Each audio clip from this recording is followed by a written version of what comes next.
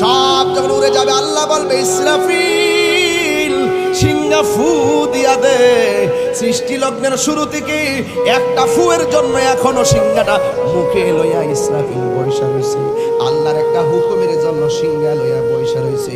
এমন জোরে একটা ডাক মারবে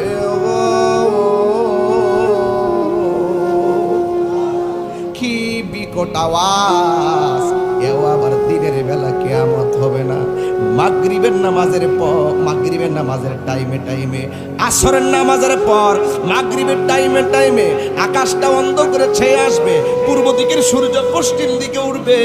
এবার এমন ভাবে যখন সূর্যটা উঠবে আসমানটা আগুনের মতো লাল থাকবে, আর এই দিক দিয়া যখন সিংহা ফু দিবে জমিনটা কাঁপতে কাঁপতে এই পৃথিবীটা লয় হয়ে যাইতেছে, কিয়ামত হইয়া যাইতেছে, কিয়ামত হইয়া যাইতেছে, কিয়ামত হইয়া যাইতেছে। এত স্বাদের পৃথিবী আল্লাহ বানাইছে।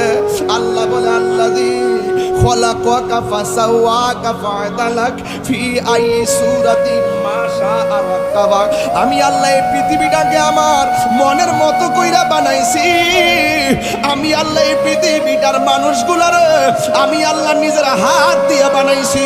কারণ মানুষ হইল আমি আল্লাহর গোপন রহস্যের নাম। হাত তুলে বলো না বান্দা আল্লাহু আকবার।